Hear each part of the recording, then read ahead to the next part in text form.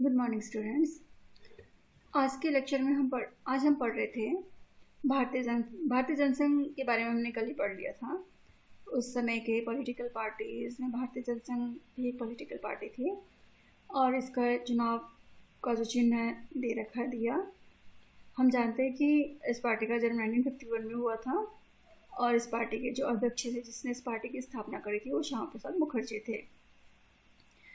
और इस पार्टी की जो स्थापना या इस पार्टी की जो जड़ें हमें आरएसएस यानी कि राष्ट्रीय स्वयंसेवक संघ और हिंदू महासभा में मिलती हैं। इस जनसंघ की विचारधारा क्या थी? इसकी विचारधारा थी एक देश, एक संस्कृति, एक राष्ट्र।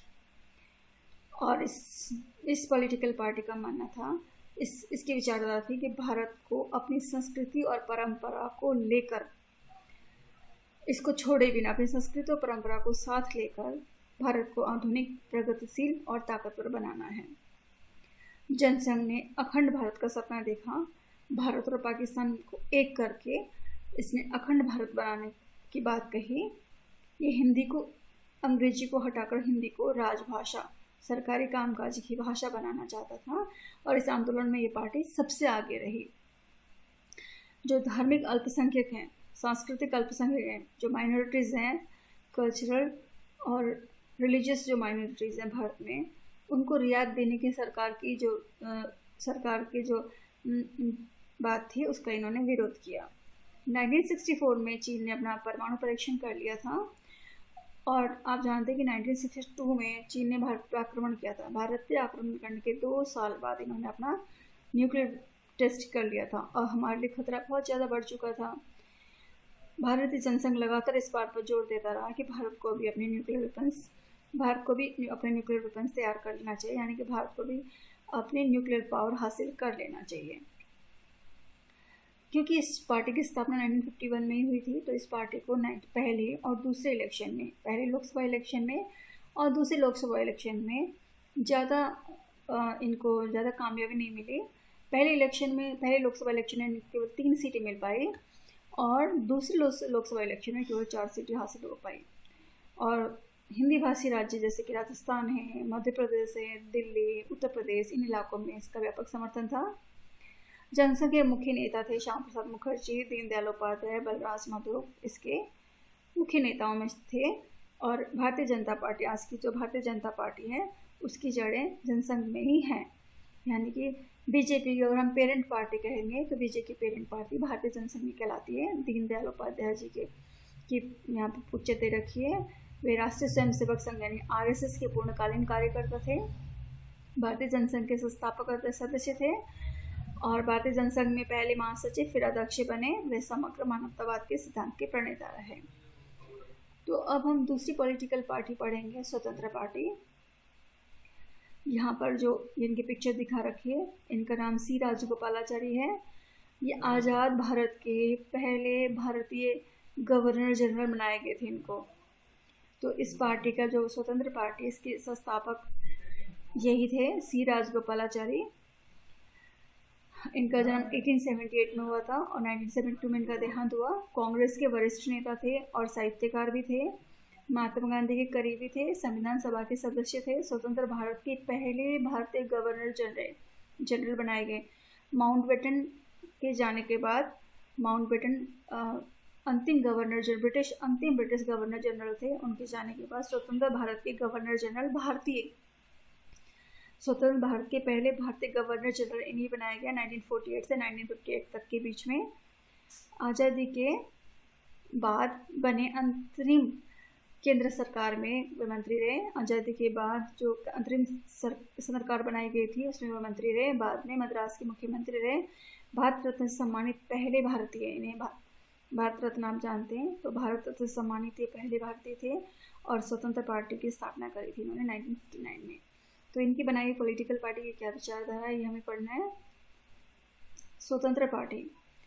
कांग्रेस के नागपुर अधिवेशन में जमीन की हदबंदी का अर्थ होता है, उस समय भूमि सुधार कार्यक्रम लागू किया गया था और भूमि सुधार कार्यक्रम में जिन लोगों के पास एक हद से ज़्यादा एक्स्ट्रा ज़मीन, बहुत एक लिमिट से ज़्यादा इनके पास ज़मीनें थी, उनकी ज़मीन की एक हद निश्चित कर दी गई थी और उससे ज़्यादा ज़मीन रखने वालों की ज़मीन को सरकार अधिग्रहण कर रही थी, ले रही थी, और उन ज़मीनों को उन किसानों को बांट रही थी जिनके पास ज़मीनें नहीं थी, जो ज़मीन ना होने की वजह से मजदूरी करते थे किसी और की ज़मीन पे।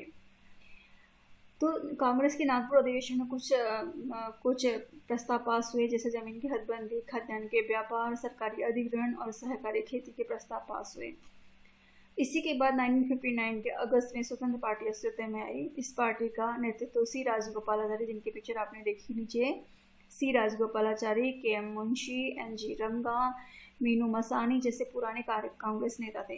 तो इस पार्टी को जिन्होंने बनाया था वो नेता कांग्रेस के ही नेता थे। कांग्रेस के ही कुछ नेताओं ने कांग्रेस से अलग होकर इस पार्टी की स्थापना करी थी। ये पार्टी आर्थिक मसलों पर अपनी खास किस्म की पक्षधरता के कारण दूसरी पार्टियों से अलग थी। देखिए, आर्थिक मामलों में इसकी अपनी अपनी अलग ही राय है। स्वतंत्र पार्टी चाहती थी सरकार अर्थव्यवस्था में कम से कम हस्तक्षेप करे। ये पार्टी नहीं चाहती थी कि सरकार इकोनॉमी में, अर्थव्यवस्था में हस्तक्षेप करे। अगर करना ही हो तो बहुत कम मात्रा में करे। इनका मानना था कि समृद्धि सिर्फ व्यक्तिगत स्वतंत्रता के जरिए आ सकती है, यानी कि लिबर्टी चाहते थे, यानी कि इकोनॉमी में गवर्नमेंट का कोई इंटरफेरियर चाहती ही नहीं थी।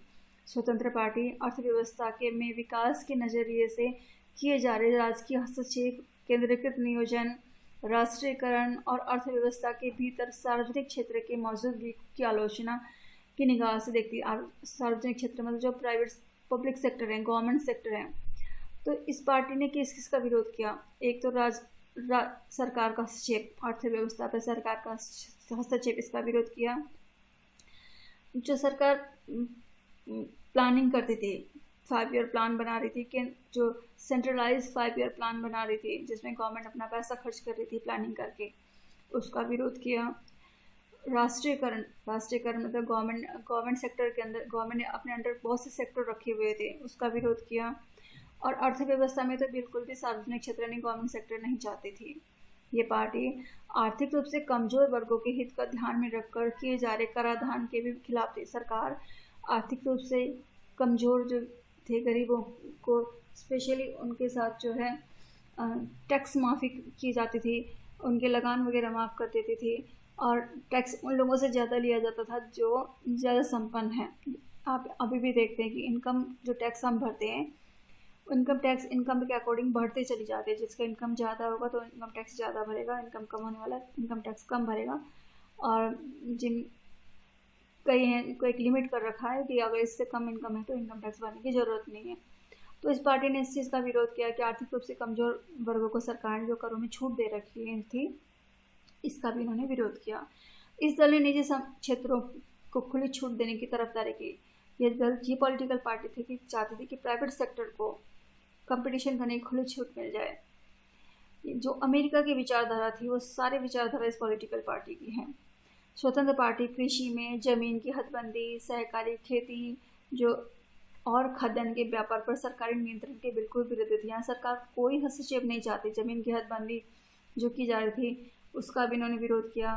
जो सहकारी खेती, जो सरकार सहकारी मतलब जो कम्युनिटी मिल के खेती होती है, उसका इन्होंने विरोध किया। खाद्यान्न के व्यापार पर सरकार का जो नियंत्रण है उसका विरोध किया। ये दल गुट निरपेक्षता की नीति यानी कि नॉन अलाइनमेंट मूवमेंट का विरोध करती रही कि भारत ने कोल्ड वॉर के पीरियड में किसी भी गुट में ना जाने का फैसला लिया था, ना सोवियत गुट में जाएगी ना अमेरिका के गुट में जाएगी। तो ये दल भारत की इस नीति का भी विरोध कर रहा था कि भारत ने गुट निरपेक्षता की नीति को क्यों अपनाया। सोवियत संघ से दोस्ताना रिश्ते कायम करने को भी गलत मानते थे। ये इसकी विचारधारा ही, इस पॉलिटिकल पार्टी की विचारधारा ही अमेरिकी विचारधारा से मेल खाती है। इसीलिए इस पार्टी ने विरोध किया कि भारत सोवियत संघ से दोस्ताना रिश्ता क्यों रख रहा है। इसने संयुक्त राज्य अमेरिका से नज़दीकी संबंध बनाने की वकालत की। इस पॉलिटिकल पार्टी की विचारधारा अमेरिका से मिलती जुलती है, तो इसने हमेशा तरफदारी करी कि भारत अमेरिका से ज़्यादा नज़दीकी संबंध बनाएगा तो भारत के लिए ठीक रहेगा। अनेक क्षेत्रीय पार्टियों और हितों को साथ मेल करने के कारण स्वतंत्र पार्टी देश के विभिन्न हिस्सों में ताकतवर हुई। अनेक क्षेत्रीय पार्टियां जो रीजनल पार्टियां हैं और हितों के साथ मेल करने के कारण स्वतंत्र पार्टी देश के विभिन्न हिस्सों में ताकतवर हुई। स्वतंत्र पार्टी की तरफ मुख्य रूप से जमींदार और राजे महाराजा आकर्षित हुए। इस पॉलिटिकल पार्टी ने गरीबों की तरफदारी नहीं की। ये पॉलिटिकल पार्टी अमीरों के फेवर में थी, इसीलिए इस पार्टी में ज़्यादातर जमींदार और राजे महाराजे इस पार्टी की तरफ आकर्षित हुए। क्यों? भूमि सुधार, जो सरकार का भूमि सुधार लैंड रिफॉर्म जो प्रोग्राम था, भूमि सुधार के कानूनों से इनकी मिल्कियत और हैसियत को खतरा मंडरा रहा था। सरकार ने जो लैंड रिफॉर्म प्रोग्राम चलाए थे, उनकी वजह से जिन लोगों को नुकसान हो रहा था, वही लोग इस पॉलिटिकल पार्टी के ज़्यादा नज़दीक हुए, इस पार्टी को पसंद किया उन्होंने। भूमि सुधार के कानूनों से इनकी मिल्कियत और हैसियत को खतरा मंडरा रहा था, और इससे बचने के लिए इन लोगों ने स्वतंत्र पार्टी का दामन थामा। उद्योगपति और व्यवसायी वर्ग के लोग राष्ट्रीयकरण और लाइसेंस नीति के खिलाफ थे। जो हमारे उद्योगपति थे, व्यवसायी वर्ग थे, उन्हें एक तो उन्हें तो गवर्नमेंट सेक्टर में गवर्नमेंट का जो दखल अंदाजी बिल्कुल पसंद नहीं थी। दूसरा, किसी भी काम को स्टार्ट करने से पहले गवर्नमेंट से लाइसेंस लेना पड़ता था, और लाइसेंस लेने में बहुत समय लग जाता था। तो हमारे उद्योगपति और व्यापारी वर्ग इस राष्ट्रीयकरण और लाइसेंसिंग से बिल्कुल दुखी थे। तो इस पार्टी को इन लोगों से भी समर्थन मिला, उद्योगपति और व्यवसायी वर्ग से भी। इन लोगों ने भी स्वतंत्र पार्टी का समर्थन किया। इस पार्टी का सामाजिक आधार बड़ा संकुचित था। देखो, एक सिर्फ केवल संपन्न तबका ही जो इस पार्टी की तरफ आकर्षित हुआ था।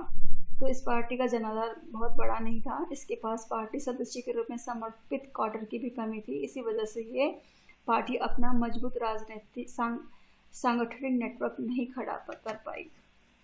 तो आपने इसके बारे में पढ़ लिया। ये एक ऐसी पॉलिटिकल पार्टी है जो अमेरिकी विचारधारा को मानती है, और देश में रहने वाले उद्योगपति संपन्न वर्ग को ही ज़्यादा उनकी तरफदारी करती है, और चाहती है कि सरकार का अर्थव्यवस्था में हस्तक्षेप ना रहे। उसके बाद आपकी दूसरी पॉलिटिकल पार्टी आएगी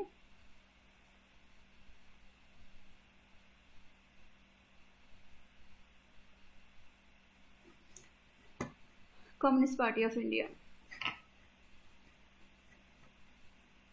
तो बच्चों, हम कल इस पार्टी के बारे में पढ़ेंगे, कम्युनिस्ट पार्टी ऑफ इंडिया। आज के लिए इतना ही। Thank you.